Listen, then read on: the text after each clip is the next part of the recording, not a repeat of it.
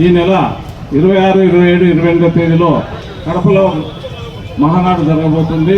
కాబట్టి దీనికి అందరూ కూడా హాజరు కావాలి. ఎందుకంటే ప్రభుత్వం రాకముందు కనిగిరిలో ఒకసారి మహానాడు జరిగింది, చాలా అద్భుతంగా జరిగింది. ప్రభుత్వం వచ్చినాక జరిగే మహానాడుకు ప్రభుత్వం రాకముందు ఉండే మహానాడుకు చాలా తేడా ఉంటుంది. అక్కడ చేసే తీర్మానాలు చాలా పటిష్టంగా ఉంటాయి, ప్రజలకు ఉపయోగపడంగా ఉంటాయి. కాబట్టి అందరూ తప్పకుండా అక్కడ హాజరయ్యి భారీ సంఖ్యతో గ్రామాల నుంచి కూడా అత్యధికంగా వచ్చి ఈ కార్యక్రమాన్ని జయప్రదం చేయాలని చెప్పేసి నేను కోరుకుంటున్నాను. ఎందుకంటే ఇది మన లోకేష్ బాబు గారు ఒక విశిష్ట కార్యక్రమంగా చేపడుతున్నారు. కాబట్టి అక్కడ జరిగే తీర్మానాలు కానీ ఆ మహాసభలో జరిగేటువంటి అంశాలన్నిటి కూడా మనం అందరం విని అవన్నీ కూడా పార్టీలో ఒక ఉత్తేజాన్ని తీసుకురావాలని చెప్పేసి కోరుకుంటూ సెలవు తీసుకుంటాం. ఇక్కడ అందరూ కూడా నెలాఖరికి జరగబోయే మహానాడు కార్యక్రమం గురించి దాని విజయవంతం ఎలా చేయాలని చెప్పేసి దాని గురించి ఈరోజు అందరం కూడా ఇక్కడ సమావేశం అవడం జరిగింది. గత 5 సంవత్సరాలు అందరూ కూడా ఎలాంటి ఇబ్బందులు పడ్డారు, వైఎస్ఆర్సీపీ అధికారంలో ఉన్నప్పుడు తెలుగుదేశం కార్యకర్తల్ని కానీ అందరినీ ఎలాంటి ఇబ్బందులు పెట్టారో రాష్ట్ర వ్యాప్తంగా కూడా దాని అందరినీ కూడా అందరం కలిసికట్టుగా ఎదుర్కొని ఈ రోజు ముఖ్యమంత్రిగా చంద్రబాబు నాయుడు గారిని తీసుకొచ్చి తెలుగుదేశం జెండా మనం ఈ రోజు ఆశలు బాధడం జరిగింది. ఈ రోజు ఎంత ఇబ్బందులున్నా కూడా పార్టీ తరఫున ముఖ్యమంత్రిగా చంద్రబాబు నాయుడు గారు ఏవైతే హామీలు ఇచ్చారో అవన్నిటిని కూడా నిజం చేసే విధంగా ఆయన కష్టపడుతూ ముందుకెళ్తున్నారు.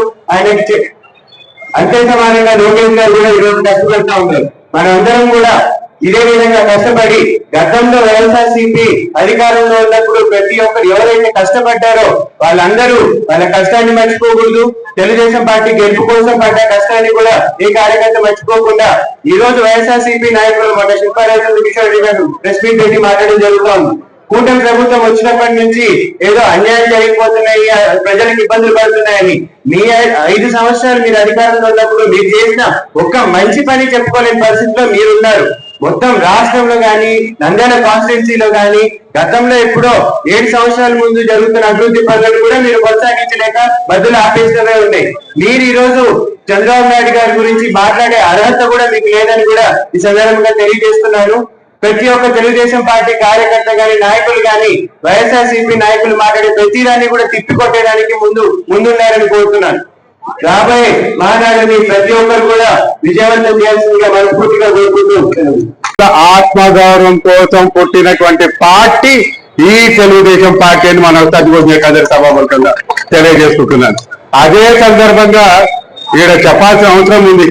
వైసీపీ ప్రభుత్వం కూడా గవర్నమెంట్ ఎందుకు వచ్చింది ఎవరైనా చెప్పగలుగుతారా? మనం అంటే తెలుగుదేశం పార్టీ వచ్చిందంటే ఈ కారణం వల్ల వచ్చిందని చెప్పుకుంటున్నాం.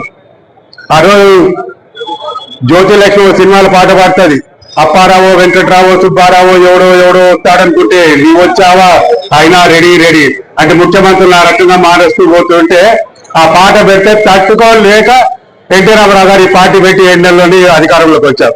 నేను ఈ సందర్భంగా అడుగుతున్నా, మరి వైసీపీ ప్రభుత్వం ఎందుకు పెట్టింది? ఎందుకు ఆ ప్రభుత్వం ఏర్పాటు చేయాల్సి వచ్చింది?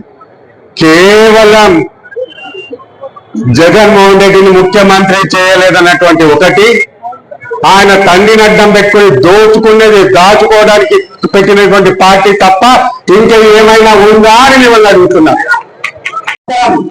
ఈరోజు ఎందుకంటే సంవత్సరం తర్వాత మనం నానా ఎమ్మెల్యే అయిన తర్వాత మంత్రి అయిన తర్వాత ఒక మంచి పెద్ద ప్రోగ్రాం పెట్టుకున్నాం. దానికోసం అందరూ కార్యకర్తలు అందరూ వచ్చారు, అందరూ నాయకులు వచ్చారు. చాలా సంతోషం. ఈ రోజు నంద్యాలలో తెలుగుదేశం ఏంటో కనిపిస్తుంది. ఈ రోజు కనిపిస్తుందా లేదా? లాస్ట్ టైం వైఎస్ఆర్ సిపి వాళ్ళు నవ్వుతుంటే ఎక్కడ గెలుస్తారా ఏం చేస్తారా అని. ఈ రోజు మీరు చూశారు ఎవరు ఎమ్మెల్యే ఉన్నారు, ఎవరు మంత్రి ఉన్నారు, ఎవరు పని చేస్తున్నారు. మేము ముఖ్యంగా అన్న ఏవి అన్న చెప్పినట్టు ఓ సంవత్సరం తర్వాత మళ్ళీ నేను కలిసి లేదన్నా ప్రతిసారి నేను ఫోన్ చేస్తుంటాను. అన్న హైదరాబాద్ లో ఉంటాడు కానీ హైదరాబాద్ నెలలో వచ్చినప్పుడు కలుస్తుంటాను. నేను ప్రతి ఒక్క కార్యకర్తని అడగనన్నా ప్రతిరోజు 12 రాత్రి 12 అయితే కూడా కార్యకర్తలు నాకు ఫోన్ చేస్తారా చేయరా, నీ పని చేస్తున్నానా చేయనా, ఏమి నీ పని అర్ధరాత్రి అయితే కూడా రాత్రి తాగి కూడా ఫోన్ చేసి అన్న ఆటో పట్టుకున్నారన్న అంటే అప్పుడప్పుడే ఫోన్ చేసి మా వాళ్ళు వదిలేదని చెప్పాను నేను. ఏమి అది తెలుగుదేశం పార్టీ అంటే ఏమి?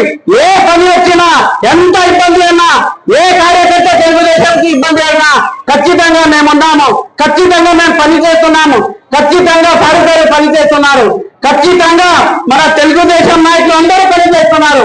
ఇట్లానే మనం ముందుకు వెళ్దాం. కంపల్సరీ మళ్ళీ మున్సిపల్ ఎలక్షన్స్ ఉన్నాయి, దాని తర్వాత జెడ్పీటీసీ ఎలక్షన్స్ ఉన్నాయి, ఎంపీటీసీ ఎలక్షన్లు ఉన్నాయి. ఏకగ్రీవంగా అన్ని పదవులు మనం కొట్టాలని కోరుకుంటూ మనమంతా ఒకటి ఉండాలా.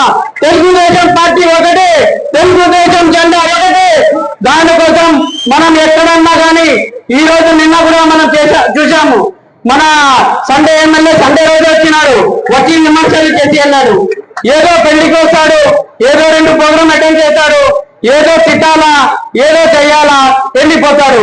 ఆయనకి అసలు దాని మీద నాలెడ్జ్ ఉండదు, దాని మీద సబ్జెక్ట్ ఉండదు, ఏం మాట్లాడాలో కూడా తెలియదు. ఆయనకి వస్తాడు, మా నాయకుల మీద విమర్శలు చేస్తాడు, వెళ్ళిపోతాడు. ఏ రోజన్నా ఉన్నాడా? ప్రతి 5 సంవత్సరంలో ఏ రోజు కూడా లేదు. మనం ఉన్నాం, మనం పని చేస్తున్నాం, మనకు నాయకులు నమ్ముతున్నారు, ప్రజలు నమ్ముతున్నారు. ఉదాహరణ మీరే చెప్పండి, మనం చేస్తున్నామా లేదా? చిన్న పని కూడా మనం ముందుకు వెళ్తున్నాం. అన్న చెప్పినట్టు ప్రతి 3 months కి కంపల్సరీ అన్న మనం అందరం కలుద్దాం, మనమంతా మళ్ళీ తెలుగుదేశం పార్టీని మనం గట్టిగా చేద్దాం. ఎందుకంటే మనం అందరం ఈసారి ఏకగ్రీవం గెలవాలా. ఒక్క సీట్ కూడా గెలవదు, ఒక్క సీట్ కూడా వెళ్ళకుంటున్నాం. మనం ఈసారి అన్ని ఎలక్షన్లో గెలవాలా.